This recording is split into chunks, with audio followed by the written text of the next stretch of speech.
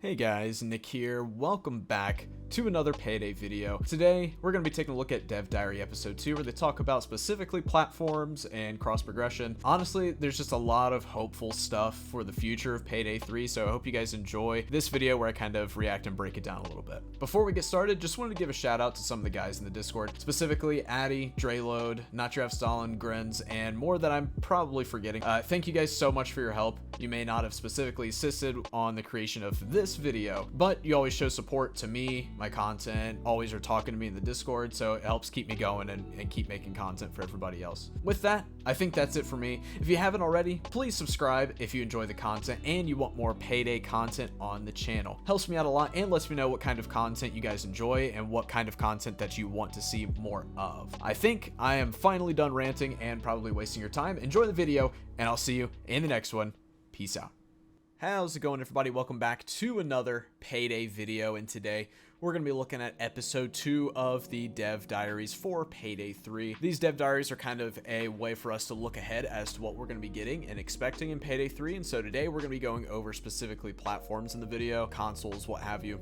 Now what I'm doing with all of these Dev Diary videos is I'm not taking a look at the videos beforehand or anything like that. As we go through, I kind of stop and things that I find interesting, want to point out, etc. And I'm sure there's more things you guys find that you can list down in the comments below. This is hopefully maybe a little bit informational or just gives you more perspectives. I don't know. Regardless, let's go and take a look at Dev Diary episode 2. What are we allowed to say? You can say whatever you want. You can say everything. Just tell everything. Just tell us. For us, the most important thing is keeping our community together. Making sure that no matter who you are, what platform you play on, you have the same great experience. My name's Craig McLeod. Okay, to start things off, right? That's a good thing. And that's what they've been promising for Payday 3 as well, for a while now, is saying that because it's an Unreal Engine, we're going to be an Unreal Engine 4, but they're going to upgrade to 5 later. Because of that, and they're not in the old Diesel engine, they're able to keep updates steadily with console and with PC all together, which is really good news because just recently we had our Linux support cut off for Payday 2, and it's not, I'm assuming, not going to be for Payday 3 either, right? Unless they decide to do that, who knows? Hopefully they do. But they cut off Linux support, and then they also virtually cut off console support, right? They might have had a few tiny patches here and there just to help with stability, things like that. I can't remember, to be honest with you. I know console is literally like years behind in updates. It's really good news for our console players. And I used to be a console player. I play on PC now, but I used to play on console for years. I think I played on PS3 and PS4. And even Xbox Series S, because it was on Game Pass and I didn't have a PC at the time when I had my Xbox Series S. I've played on console for years, and so I'm really happy for everybody that's still playing on console. That's really nice. And I'm the executive producer on Payday 3. Craig? For me, one of the most important things is really drawing the right learnings from our mistakes in the past. The history of the console editions of Payday 2 is the rockiest of roads that we have had, right? Because we were speaking of bumps in the road, and I think our console heisters are the ones that have gotten the brunt of it, really. And I think it's super unfortunate, because a fact is they do not deserve it. On the contrary, it's our fault historically, whether it's been technical challenges that we've had as a studio, inability essentially to deliver them the experience they want. So hold up. Okay. Maybe I'm probably going crazy. Essentially to deliver That's them. funny. Wait. Okay. I thought Chains was dolphin diving, bro. Hold on. Look how low he is. Yeah, look how low this guy is. Why is he like can you like sprint while you're crouching now? Anyways, sorry, I got distracted. I thought something crazy was going on. Experience they want. So how are we working with consoles now? I mean, consoles are, first and foremost in our minds because we're very conscious of the fact that they were dropped previously. We are committed to making sure that all of our releases are across PC, PlayStation 5, and Xbox X and S. And you'll notice that when I'm saying this, I'm saying we're only on the latest generation of consoles, and there's a reason for this. The reason is because we realized that to create the best version of the game that we could, We want it to be on the latest technology. Gotcha. That's fair. I'm just gonna be honest. Last gen PS4 and Xbox One, it's time to be done with those, and I don't think there's anything wrong with like continuing to have stuff on there or some kind of support, as you should. I mean, they shouldn't, you know, shut down servers if you have games on there or whatever, but new games coming out. I mean, we've been in this new generation for a while now in PS5 and Series S and X for consoles, and I think it's about time to kind of, you know, filter out last gen. As awesome, as much as I loved my PS4, I played that thing for hours upon hours. Compared to the technology that we have now with like newer gen consoles, it just doesn't work with new games as well, and it makes games look worse. It makes them look like they don't perform as well, that they don't look as good, that they don't you know, different features and things that you'd be able to have with new generation consoles you can't have with old generation consoles. So I get that, and so I'm assuming everybody's gonna be okay with that too. But We have a vision of creating one Payday community. So to do this, we need to tie everything together. For us, that's Starbreeze Nebula. By having our own accounts to tie things together with, we're able to have an easy first step to enable things like cross-progression that might otherwise need complicated solutions in order to work. We create Starbreeze Nebula so we can maintain a single community across all platforms, instead of having to divide people who, in essence, are all fans of the same game. that's big. Cross progression is something that is not utilized enough. People don't do it, and I don't understand why. People, or developers I should say, don't do cross progression. And if it works correctly, because I feel like cross progression is really weird and never, like, nobody can ever truly get it right, I feel like. If it works as it should, that's big. Being able to take your console places, being able to take, you know, if you take your PS5 or your Xbox Series S, whatever, you can play Payday 3 if you go on vacation, plug it in, get some Wi-Fi, you're good to go. Or you can, you know, play it on your PC at home. So that's cool. I hope that truly works as they're wanting. I think Cool. whatever. Also, I've been noticing, sorry, this is random.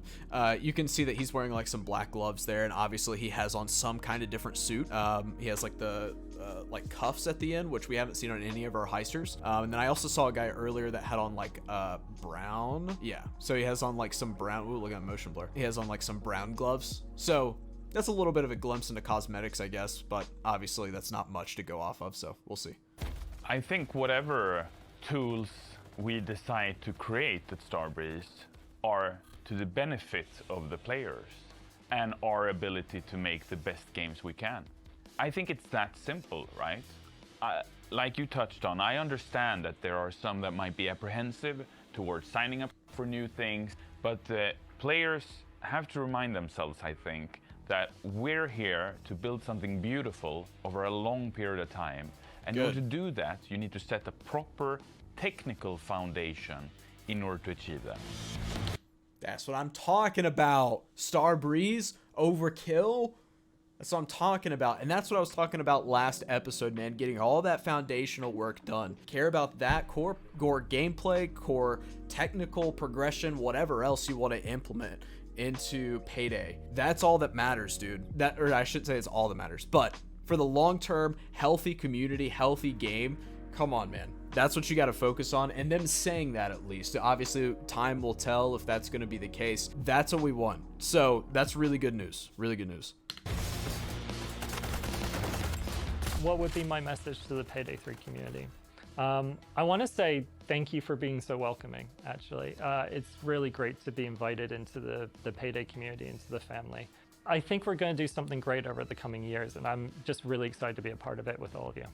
I'd like to give a shout out to all the console players out there who over the years, even though it's been a bumpy road, have decided to stick with us through thick and thin and support us. And I'd just like to say thank you for your support, and that we as a studio salute you and thank you for that. And we're looking to make our best effort in making you a happy heister. Oh, that's a good answer. Oh yeah? Damn, that was good. I like that. That's all right. I'll give like my final thoughts here in just a second. And obviously this episode wasn't well, it's only 4 minutes, right? So it's not like super long or anything, but it's still good news. Look at how they run here. it's just really like really interesting. I don't know. I'm just like, it's not necessarily a bad thing. I'm just noticing things that looks a little bit weird to me, but it's not really like a bad thing or anything like that. But I don't know, just a random thought. Well, I gotta say, man, this episode is good news. Is good stuff that we get, even with like Starbreeze Nebula, where we have that cross progression where you can be playing on PC and you can use that data that's on your Starbreeze Nebula account on a different platform, such as Xbox, PlayStation, what have you. But and then them just making double down on this promise to support a group or a community of Payday that they've kind of I don't want to say abandoned, but I guess virtually abandoned in the past. And I think that's really good. Every now and then you run into people that are like, no, we don't PC master race. We don't care about console players or, you know, what have you. For the success of a game, for the longevity of a game, and for the community to be growing and thriving, you want consoles, man. You do. You want them in. You want their feedback. You want those people playing the Payday